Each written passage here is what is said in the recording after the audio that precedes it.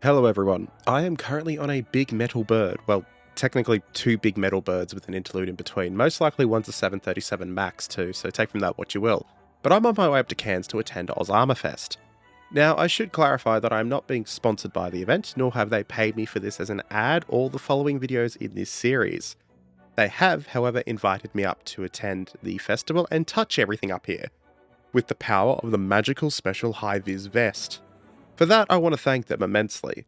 Because of the guys who work so hard to keep history alive at this museum, you are getting these videos. Every single day for the next week. That's right, 7 whole videos on armour chosen by patrons every day for the entire week. And they're not 5-minute videos either. Well, by my definition, they guess they would be 5-minute videos because I can't seem to stay within 5 minutes, even if my life depends on it. But there is one catch. I'm not magical, and I couldn't get all this done while also being at the museum in person, which means that the flu that I've caught, which you can probably hear at the time of recording, is severely annoying. But to fix that, I have chained Animarchy and Hobbs in my attic because this needs to be done and they will join us during the week to host 2 videos about some awesome pieces of kit. So special thanks to them both, and when it is their turn to host, I will do a little preamble and I please encourage you to go and check out. I cannot stress enough, without those two, this would not be possible. I simply have not been well enough to do it, so they have made all the difference.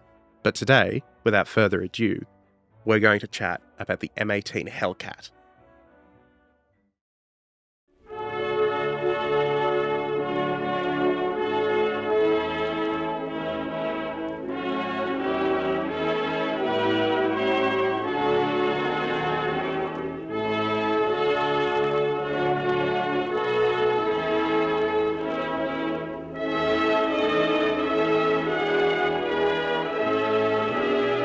The M18 Hellcat, officially known as the 76mm gun motor carriage M18, or the M18 GMC, just really rolls off the tongue, doesn't it?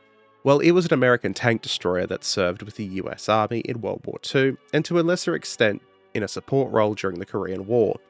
To put it bluntly, it's one of the coolest bits of armour ever made. But it was not without some serious weaknesses, mostly revolving around the armour profile.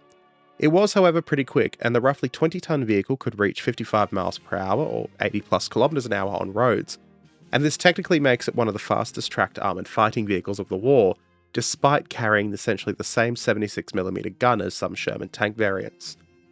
The Hellcat got its start back in 1941 before entering production in the summer of 43, seeing its first combat the following spring. The M18 exists purely because the Army's tank destroyer force was organised in 1941, and its commander, Lieutenant, later General Andrew Davis Bruce, envisioned a vehicle that could focus more on speed and manoeuvre rather than armour to survive. It's not entirely like the logic behind British battlecruisers in World War I. The Ordnance Department bought into this idea though and pursued what was being described as a fast tank destroyer, through a series of experimental designs on a variety of different chassis. In early 1941, the requirement called for a new vehicle to use the Christie suspension built around light airborne tank chassis armed with 37mm guns. And then very quickly by 42, the concept had evolved into the 57mm gun motor carriage. Then the 75 was thrown in. And finally, having tickered non-stop for months, a 76mm gun was fitted along with a torsion bar suspension and a more powerful engine. And so, the Hellcat was born. The first test vehicle would be delivered in April 1943, with all 6 of the original run being completed by July. This design was pioneered though by Buick, and because of that the engineers later tested the tank destroyer more like a passenger car rather than a fighting vehicle. General Motors' Milford Proving Ground would be used for speed tests, ride quality, and to test the ability to climb elevated obstacles, and get through small bodies of water. These tests revealed a couple of key issues with the engine, particularly with the new automatic transmission, along with the incredibly weak front shock absorbers, and a highly cramped gunner's seat. The power plant for the Hellcat, for all intents and purposes though, was the same as the power plant for the Sherman, and this threw out between 350 and 400 horsepower depending on the production variant. In the case of the Hellcat, it was paired with a 900T automatic transmission, offering 3 forward speeds and 1 reverse. This combination let the roughly 20-ton vehicle reach a governed top speed of 55 miles per hour on roads and 26 miles per hour off-roads, or about 80 and 40 kilometers an hour respectively in metric.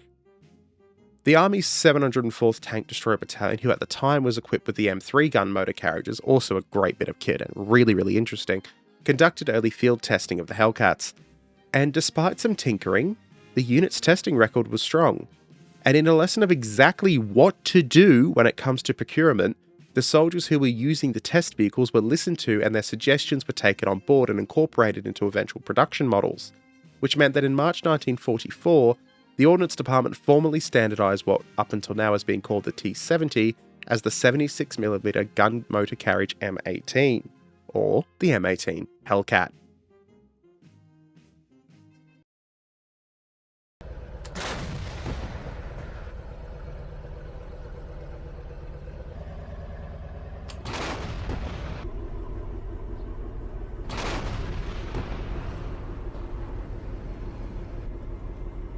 I mentioned before that this bit of Armour's party trick above all was its speed and agility, but what I didn't mention was how that claim also spreads to the gun.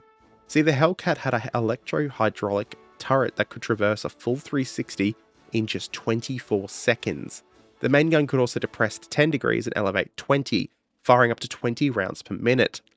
The vehicle itself at full load could carry 45 rounds of main gun ammunition, along with 50 caliber M2 Browning machine guns on flexible ring mounts for the commander. Useful against both aircraft and infantry, less so aircraft, but very useful against infantry. Firing at full chat, this thing could put down so much hate downrange, it's not funny, and theoretically, well, it's got 40 or so rounds of main gun ammunition, and it can fire about 20 rounds a minute, provided, the 17-year-old corn-fed loader is hopped up fast enough. You do the math on how fast it can fire its full complement of ammunition. Operating all this machinery and firepower was quite crew-intensive though, and it required a 5-man crew consisting of a commander, gunner, and loader in the open-top turret, plus a driver and assistant driver in the hull. Both the driver and assistant driver were given identical control sets, so either could operate the vehicle in the event that one of them took a round or was incapacitated. The open turret top 2 offered the crew excellent visibility, but it did leave them exposed to snipers, grenades, and shell fragments. And of course, strafing runs if the Luftwaffe ever showed up. Essentially, you wouldn't want to drive this thing into an urban combat environment where the enemy could theoretically be above you. It would just take one grenade. Hull armour, meanwhile, ranged between 12.7mm on the sides to as thin as 4.8mm on the floor, while the cast turret offered just 25.4mm at the front and 12.7 on the sides and rear. Testing of the earlier T-70 prototype found that nearly a third of armour-piercing rounds fired at the 75 yards, or 68 metres, would actually penetrate the turret sides. The 76mm gun itself, while respectable too, would struggle against thick sloped frontal armour of later German tanks like Tigers and Panthers. However, contrary to popular myths and courtesy of Tiger Panic really, these weren't the tanks that the Allied crews would mostly face on that front line. On top of that, the situation would also improve in 1944, with the introduction of high-velocity armour-piercing, or HVAP ammunition, but this was never really available in large enough quantities to truly sort of even the playing field. Early combat exposure came via the 5 prototypes sent to Italy in spring 44, which fought during the breakout from Anzio. Crews there were big fans of the vehicle, and they praised its speed, its gun, and its power when it came to breaking down obstacles, but they criticised its armour and how cramped the interior was. General Bradley actually initially declined to accept the M18 into his army, favouring the M36 instead. So the first Hellcat battalions shipped to England were actually instead sent to General Patton in the 3rd Army, in preparation for the invasion of Normandy. And this is sort of where the true claim to fame would come for the M18, and I would wager, even if you don't know the name of the battle, this is probably why you like it too.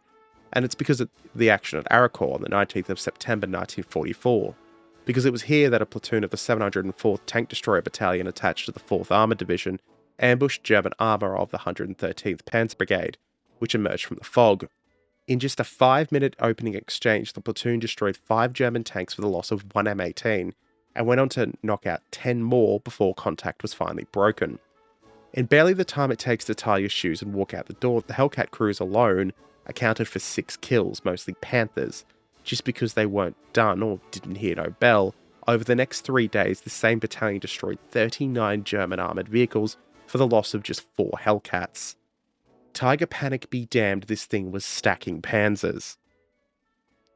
Production would run until October 1944, ultimately totaling 2,507 vehicles, and by war's end the M18 had compiled the best kill-to-loss ratio of any American tank or tank destroyer fielded during the entire war, with 526 claimed kills against 216 losses in the European theatre alone. For those counting at home, the kill-death ratio is 2.4 to 1. But that's not what made the tank destroyer special. Its ability to kill tanks was great, but the fact it could move its gun around meant that it was perfect in the role of infantry support as well. This would be on display particularly during the Battle of the Bulge, where on the 19th and 20th of December 1944, just 4 Hellcats of the 705th Tank Destroyer Battalion supported the paratroopers of the 506th in defending the town of Neuville against the German 2nd Panzers. This particular action is one of the few well-documented instances of which the Hellcat's top speed was actually able to be used to its fullest extent, and they outran and outmaneuvered advancing enemy forces. The M18s deployed here would not try and dig in and fight with their weak armour.